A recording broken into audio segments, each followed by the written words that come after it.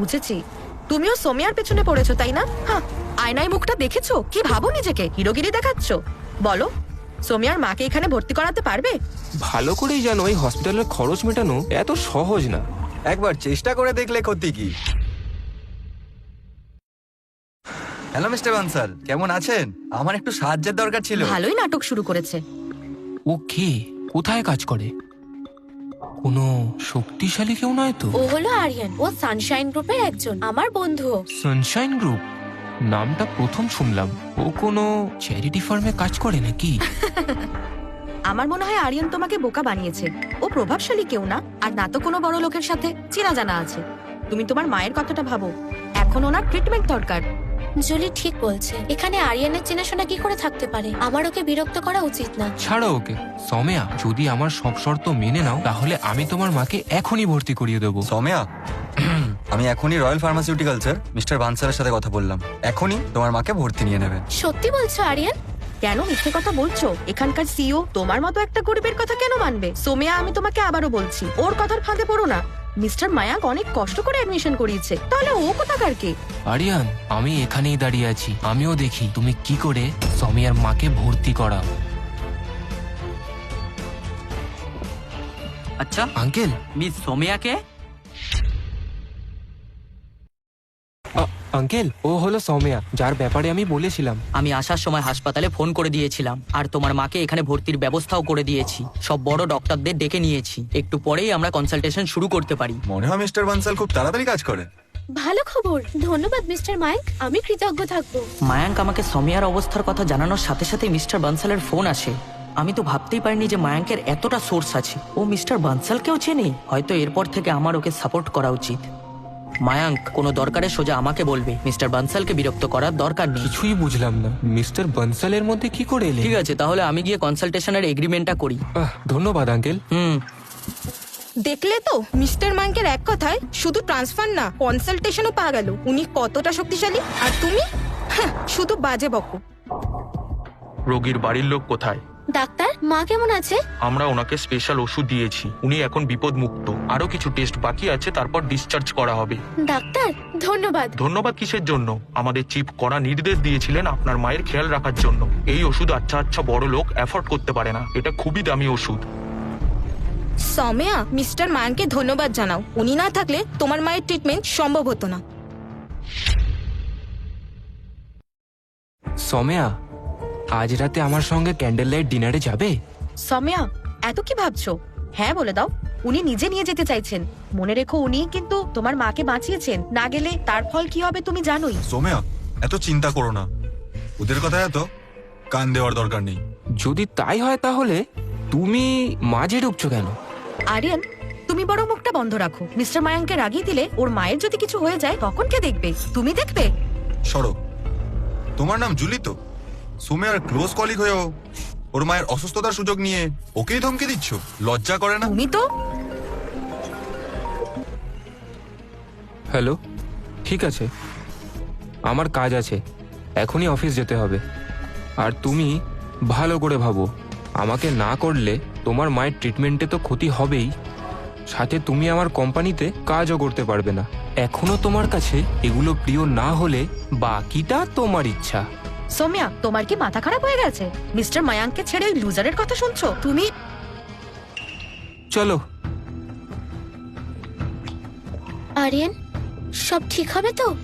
সৌম্যা, চিন্তা করো না, তুমি শুধু মায়ের খেয়াল রাখো আর পড়াশোনায় মন দাও।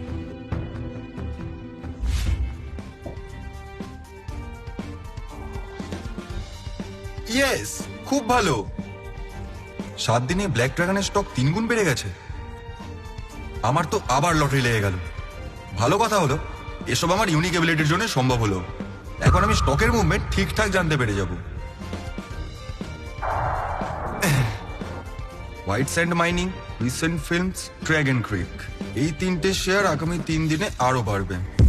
কিন্তু আমার কাছে ইনভেস্ট করার মতো টাকা নেই। খুব জোর হলে 20 লক্ষই করতে পারবো। আরিয়া, তুমি সত্যি অসাধারণ। আমার তো পুরো জীবনই বদলে গেল। এখন তো সবাই আমাকে স্টক কুইন বলে ডাকবে। শোনো, মনে আছে কি বলেছিলাম? আজই সব বিক্রি করে দাও। খুব তাড়াতাড়ি মার্কেট ক্র্যাশ করবে। চিন্তা করো না, সব ভালোভাবে মনে আছে। তুমি তো আমার মানি গড। বলো তো আমি কত 2 কামিয়েছি? কোটি? ভুল বলেছো, পুরো 10,80,00,000। এত টাকা পেলে কোথার থেকে? পরে বলবো, রাতে দেখা হবে। বলো এবার, এই মাসে কি কত টাকা আয় করেছো? সাউথের দিকে আমার নেট প্রফিট 1200 কোটি হয়েছে। নর্থের দিকটাতে অনেক সমস্যা হয়েছে, তাই ওখানকার সেল এইবার মাত্র 700 কোটি হয়েছে। আমরা ইস্ট থেকে পুরো 1,500 কোটির ব্যবসা করেছি। ঈশা, ওয়েস্টের ব্যবসা এবারও সব থেকে কম নাকি? ব্যবসা বলাটা ঠিক হবে না। এবার বলো ভাগ্নি, এই মাসে কত টাকার লোকসান করলে, যাতে আমরা সবাই মিলে সেটা ম্যানেজ করতে পারি। ঈশা ভালো ফাইট করতে পারে, কিন্তু ব্যবসায় সামলাতে পারে না। জবে থেকে ও ওয়েস্টের দায়িত্ব নিয়েছে, সেই 4 মাস ধরে লস হচ্ছে। যদি এরমই চলতে থাকে তাহলে লিডার হিসেবে রাখা মুশকিল হবে। ওয়েস্টের এই মাসে 9,000 কোটির ব্যবসা করতে পেরেছে। ও মানে 9,000 কোটির ক্ষতি, খুব একটা খারাপ না। কি বললে তুমি? পুরো 9,000 কোটির লস? আরে শান্ত হও, তোমার কান খারাপ হয়েছে নাকি? ও বললো 9,000 কোটি কামিয়েছে। ঈশা, সত্যি বলছো? তুমি এত কি করে কামাতে পারলে? ঈশা, মজা করো না, এটা একটা বিজনেস মিটিং। বাচ্চাদের মতো করা বন্ধ করো। জানতাম তোমাদের বিশ্বাস হবে না। এই নাও, অ্যাকাউন্ট ব্যালেন্স নিজের চোখেই দেখে নাও। এখানে তো সত্যি 9,000 কোটি টাকা দেখাচ্ছে। এটা হতে পারে না। ঈশা, তুমি এটা কিভাবে করলে? এটা আরিয়ান আঙ্কেলের জন্যই হয়েছে। আমি ওনার কথা এই মাসের ফান্ড দিয়ে স্টক কিনেছি, আর আমাদের ইনভেস্টমেন্টের লাভ 3 গুণ হয়ে গেছে। এইবারটা তোমার কপাল ভালো ছিল, তাই এরম হলো। সবসময় নাও হতে পারে। আমি এতটাও বোকা না। প্রত্যেকবার যখন আরিয়ান আঙ্কেল স্টক কেনে বা বিক্রি করে, তো ওনার টাইমিং একদম পারফেক্ট হয়। এটা কোইন্সিডেন্স না। মানে আরিয়ানের মধ্যে কিছু তো ব্যাপার আছে। বাবা আমাদের বলেছিল ওর মেডিকেল স্কিল নাকি অসাধারণ, কিন্তু এটা জানতাম না যে ও স্টক ট্রেডিং এও জিনিয়াস। শোনো, কথাটা যেন বাইরে না যায়। হ্যাঁ, চলো সবাই আরিয়ানের সঙ্গে দেখা করি। সব আইনি কাগজপত্র এখানেই আছে। আরিয়ান, সানশাইন গ্রুপের মিটিং এ সব সদস্যরা মিলিতভাবে একটা সিদ্ধান্ত নিয়েছেন। আপনাকে ড্রাগন প্যালেসের লিকুইড অ্যাসেট ম্যানেজার করা হচ্ছে। মোট 2,000 কোটির ফান্ড আর 30% আপনার কমিশন। মিস্টার ধনরাজ, এত বড় অঙ্কের টাকা আমাকে দেওয়া হচ্ছে? আমার উপর এত ভরসা? ভরসা আছে বলেই তো দায়িত্ব দিচ্ছি। শুধু আপনার দক্ষতার ওপরই নয়, সততার ওপরও বিশ্বাস আছে। খুব ভালো, কথা দিচ্ছি আমি এই টাকাগুলো ঠিক জায়গায় ইনভেস্ট করব। এই টাকাগুলো কাজে লাগিয়ে আমি আরো ইনভেস্টমেন্ট বাড়াবো। কিন্তু আমার কাছে বেশি টাকা নেই। ভুলে গেলে? তোমার প্রপার্টিগুলো কাজে লাগাও। হ্যাঁ, ঠিক বলেছো। আমার কাছে সানিল ভিলা আর একটা বিল্ডিংও আছে। কাল আমার সাথে গ্রিন ভ্যালি কমার্শিয়াল ব্যাংকে চলো। ওখানকার ম্যানেজার বাবার পুরনো বন্ধু। সে তোমাকে লোয়েস্ট ইন্টারেস্ট রেটে লোন দিয়ে দেবে। এই বিল্ডিং আর ভিলা মিলিয়ে মোটামুটি 500 কোটি টাকা তো পেয়েই যাবে।